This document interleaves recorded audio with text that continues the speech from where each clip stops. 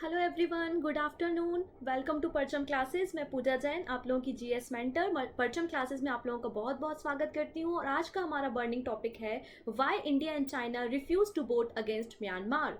अब ये क्या मुद्दा चल रहा है, कोको आइलैंड चर्चा में क्या है, क्यों है, और म्यांमार, चाइना और इंडिया के बीच में क्या डिस्प्यूट चल रहा है, क्या विवाद चल रहा है। तो आज उन सभी विषयों पे हम जानकारी को इकट्ठा करेंगे।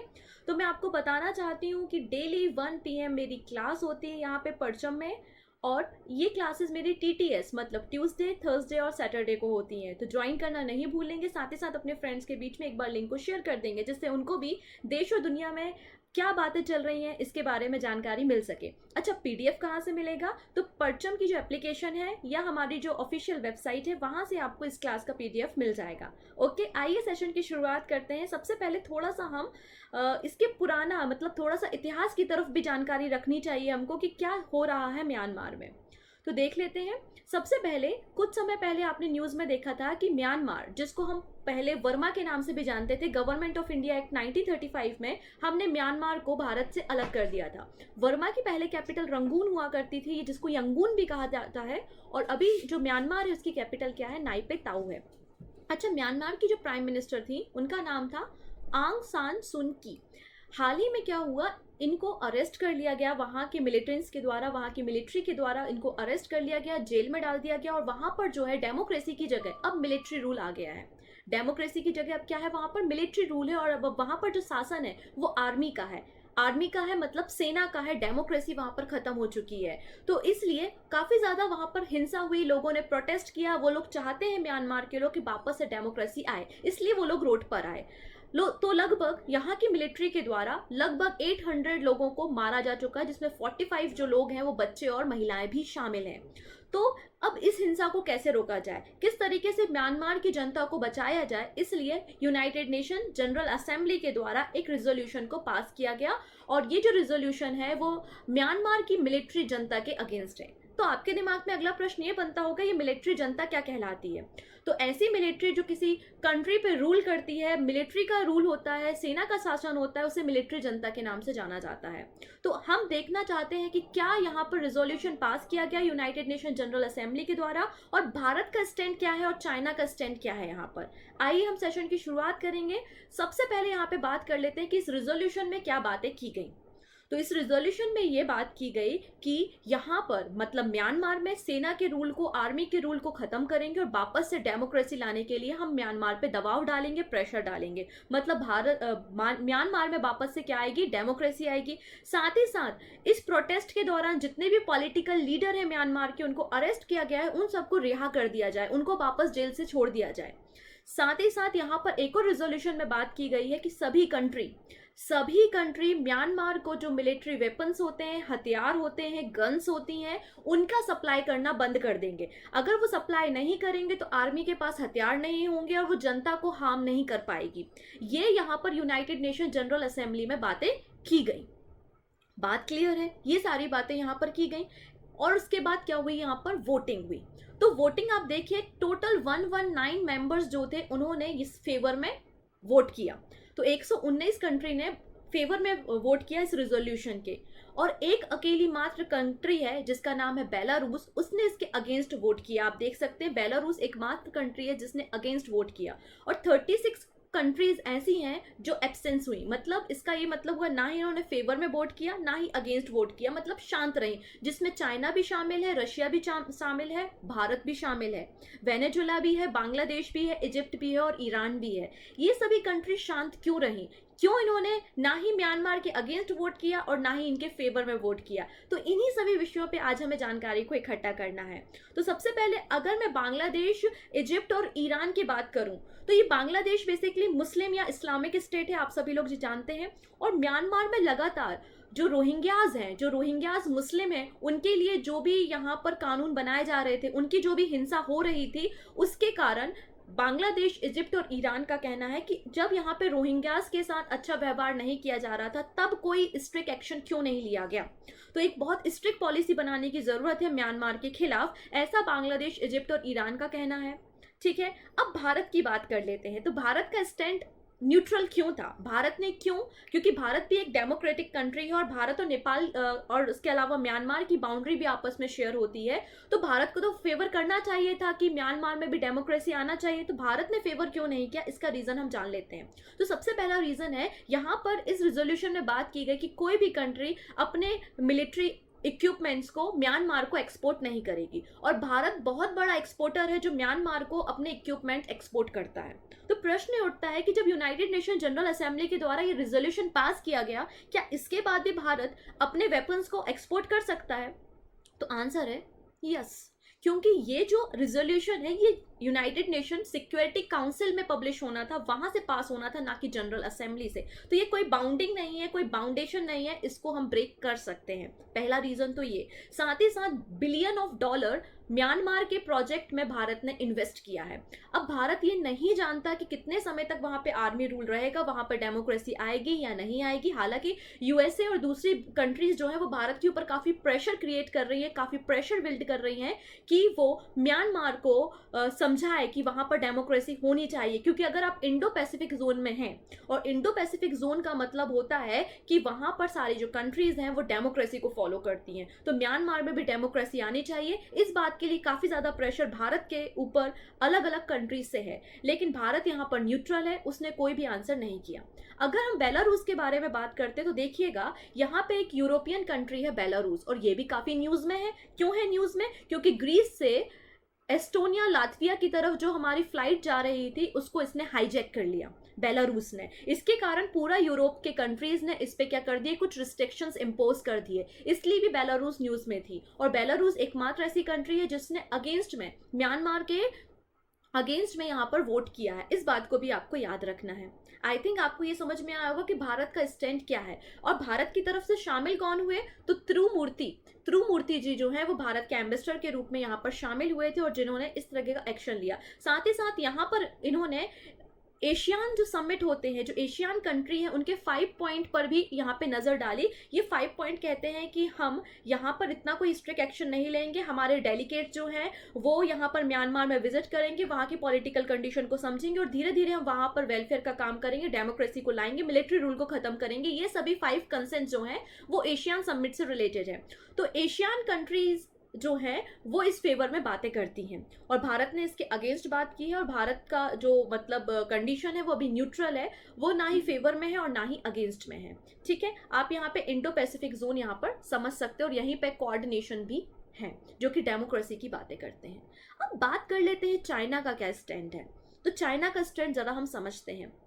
हालांकि चाइना पे काफी ज्यादा एलिगेशन लगाए गए थे कि तख्ता पलट होने में भी चाइना का ही हाथ है।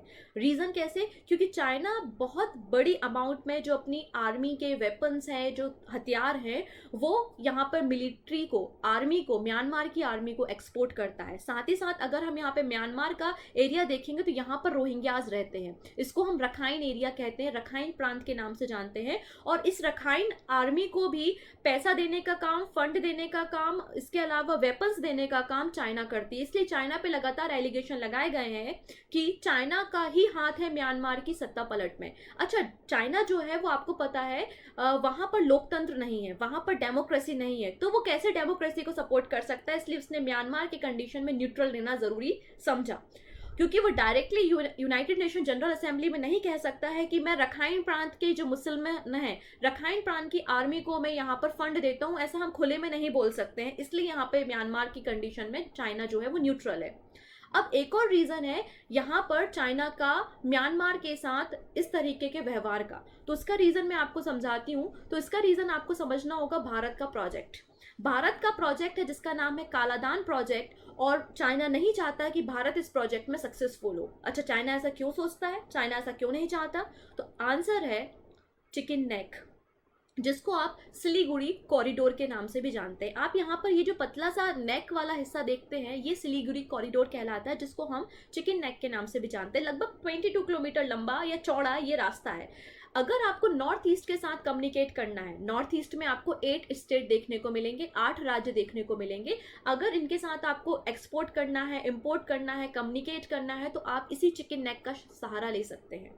ठीक है। आप लोग ने कुछ समय पहले डोकलाम का केस सुना होगा, तो डोकलाम का विवाद भी यही था कि भूटान में डोकलाम के एरिया में चाइना मिलिट्री बेस बना रहा था। हालांकि इंडिया ने बहुत अच्छे से अपना डिफेंड किया और डोकलाम विवाद सॉल्व हो गया। चाइना को यहाँ पे मिलिट्री बेस बनाने की परमिशन नहीं मिली। अगर चाइना यहाँ पर मिलिट्री बेस बना लेता तो अगर कभी भी फ्यूचर में वॉर की कंडीशन बनती तो चाइना जो है सबसे पहले इस चिकन नेक को क्लोज करता। अगर चिकन नेक क्लोज हो जाता तो नॉर्थ ईस्ट के साथ हमारा कम्युनिकेशन ब्लॉक हो जाता। हालांकि अभी वो नेपाल के साथ, आप तो देख ही रहे केपी ओली जी आजकल क्या क्या स्टेटमेंट जारी करते हैं, आप तो बहुत अच्छे से परिचित हो चुके होंगे अभी तक। तो यहाँ पर नेपाल और चाइना के बीच में भी अभी काफी अच्छा फ्रेंडशिप वाला आपको कनेक्शन देखने को मिलेगा। तो हो सकता है कि नेपाल के इस एरिया में भी चाइना भविष्य में क्या करे, मिलिट्री बेस बना ले, जिससे वो हमारे चिकन नेक पे कब्जा कर सकता है, सिलीगुड़ी कॉरिडोर को ब्लॉक कर सकता है। तो भारत के पास दूसरा ऑप्शन क्या है? भारत के पास दूसरा ऑप्शन है, अगर वो नॉर्थ ईस्ट के साथ कम्युनिकेट करना चाहता है तो उसको इस बे ऑफ बंगाल मतलब बंगाल की खाड़ी के रास्ते से नॉर्थ ईस्ट तक पहुंचना होगा। इसी प्रोजेक्ट को आप कालादान प्रोजेक्ट के नाम से जानते हैं, जो कि म्यांमार और इंडिया के बीच में रन हो रहा है। तो यहाँ पर ये जो प्रोजेक्ट है रखाइन प्रांत से होते हुए आप देख सकते हैं नॉर्थ ईस्ट तक पहुँचता है कि नहीं। और यहाँ पर सितवे पोर्ट जो कि भारत यहाँ पर डेवलप कर रहा है म्यांमार में। अच्छा, म्यांमार की जो प्राइम मिनिस्टर थी, ठीक है ना, वो भारत की तरफ उनका रुझान या भारत की तरफ उनका झुकाव क्यों है? क्योंकि भारत के ही लेडी श्रीराम कॉलेज से उनका ग्रेजुएशन हुआ है, इसलिए भारत की फेवर में वो हमेशा बातें करती हैं। तो चाइना नहीं चाहता कि म्यांमार कभी भी भारत के फेवर में बातें करे, इसलिए बोला जाता है कि रखाइन प्रांत की आर्मी को वेपन देने का काम जो है वो चाइना ने किया है, और चाइना का ही हाथ है म्यांमार की तख्ता पलट में, जिससे वो इस कलादान रिवर प्रोजेक्ट को होल्ड कर सके, रोक सके, और भारत की जो डिपेंडेंसी है वो चिकन नेक पे बनी रहे। ये आप यहाँ पर इस तरीके से इसको समझ सकते हैं। साथ ही साथ अगर हम बात करें तो एक और यहाँ पर प्रोजेक्ट है जिसका नाम है भारत म्यांमार और थाईलैंड का प्रोजेक्ट। तो भारत म्यांमार और थाईलैंड इंटरनेशनल व्यापार करने के लिए, ट्रेड करने के लिए भी यहाँ पर एक $220 मिलियन का एक प्रोजेक्ट लॉन्च करने वाले थे। और भारत के ये जो प्रोजेक्ट है ये चाइना के अगेंस्ट है, ये चाइना की one belt one road policy का फेवर में नहीं है। और म्यांमार भी जो था वो one belt one road China की पॉलिसी के फेवर में नहीं था, इसलिए भी चाइना चाहता था कि म्यांमार में तख्ता पलट हो जाए। इस तरीके के एलिगेशन उस पर लगाए जाते हैं, ठीक है। तो ये स्टैंड आपको चाइना का, बांग्लादेश का, इजिप्ट, ईरान और भारत का इस जनरल असेंबली में देखने को मिला। अच्छा, अब चर्चा ये हुई कि ठीक है, ये सितवे पोर्ट हमने देख लिया, ये कोको आइलैंड कहाँ से चर्चा में आ गया, कोको आइलैंड कहाँ से न्यूज़ में आ गया, तो ज़रा इस बारे में भी बात कर लेते हैं, ठीक है। अच्छा, आप कमेंट में मुझे ज़रूर बताइएगा कि बेलारूस की कैपिटल क्या है, ओके, क्योंकि बेलारूस में हमने देखी एकमात्र कंट्री है जिसने अगेंस्ट में वोट किया। आइए अब हम समझते हैं कोको आइलैंड के बारे में। तो कोको आइलैंड के बारे में समझने से पहले आपको ये जानना चाहिए कि 1950 का वो दौर था जब हमारे प्राइम मिनिस्टर कौन थे? पंडित जवाहरलाल नेहरू थे। हमारे प्राइम मिनिस्टर कौन थे? पंडित जवाहरलाल नेहरू थे। उन्होंने एज अ गिफ्ट हमारा जो कोको आइलैंड है वो एज अ गिफ्ट जो है वो म्यांमार को दिया था, और बाद में म्यांमार ने लीज पर इस आइलैंड को किसको दे दिया? चाइना को दे दिया। तो प्रेजेंटली ये कोको आइलैंड जो है वो लीज पर दिया गया है चाइना को। तो चाइना की जो एक्टिविटी है इस कोको आइलैंड में कंटिन्यूअसली बढ़ते जा रही है, ठीक है। तो हमारे लिए खतरा का विषय है। कैसे है हमारे लिए खतरा, तो जरा देख लेते हैं। तो बे ऑफ बंगाल में यहाँ पर म्यांमार का ही हिस्सा है कोको आइलैंड, आप देख सकते हैं। और यहाँ पर चाइना जो है वो अपनी मिलिट्री बेस बनाने की तैयारी कर रहा है। यहाँ पर वो अपने टावर्स बना रहा है, यहाँ पर उसने हेलीपैड का कंस्ट्रक्शन कर लिया है।